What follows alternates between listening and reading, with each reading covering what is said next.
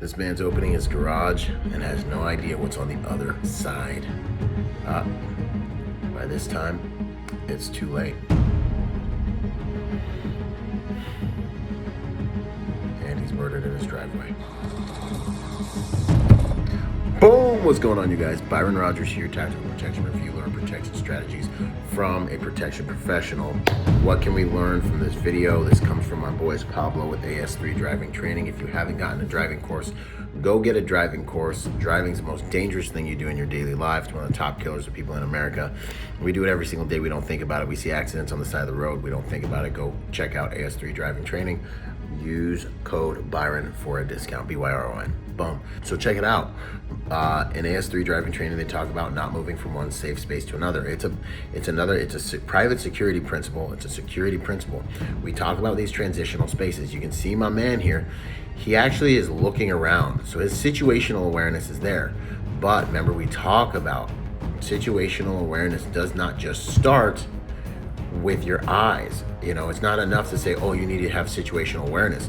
The reality of situational awareness is it's a mindset that helps you prepare before the violent encounter starts.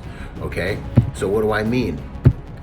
Understanding that you're going to be understanding context, right? Where am I going? What am I about to do? Is there danger there? So you're already looking at the context. Okay, I'm going into my garage to open my garage to leave. It's a transitional space. Obviously, he has some awareness that there's danger there.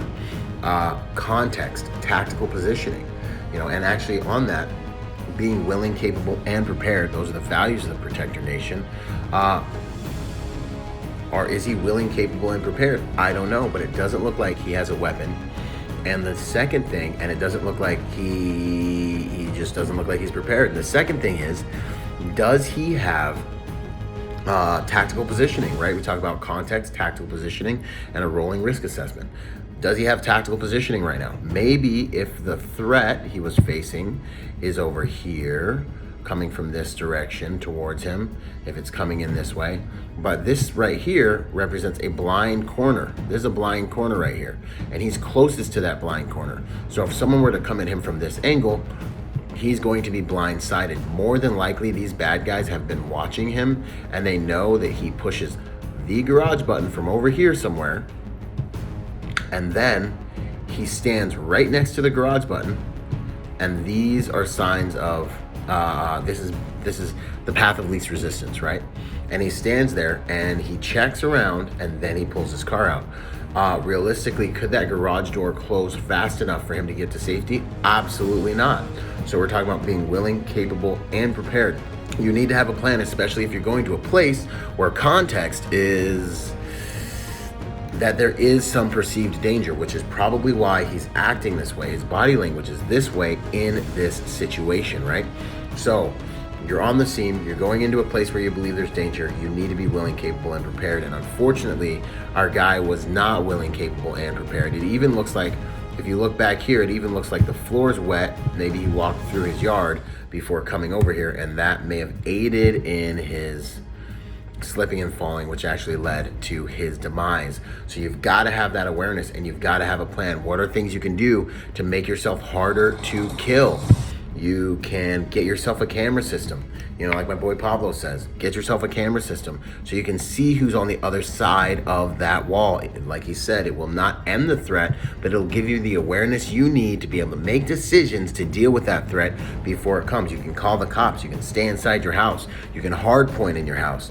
You can call for help, you know, get something that helps you see what's on the other side of that wall before traversing that into that environment. Additionally, your hardware, your tools, you know, having a firearm with you. If you live in a country where you can have a firearm or a place where you can have a firearm, I can't stress enough that they are the ultimate equalizer against the enemy. And in this situation, it looks like the enemy has a long rifle, an AR M16 type rifle.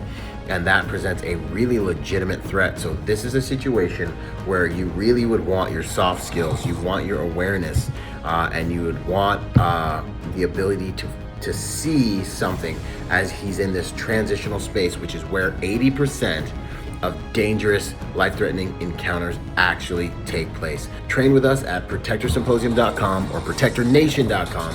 Let's make this world a safer place by helping good people become more dangerous. Out. Boom.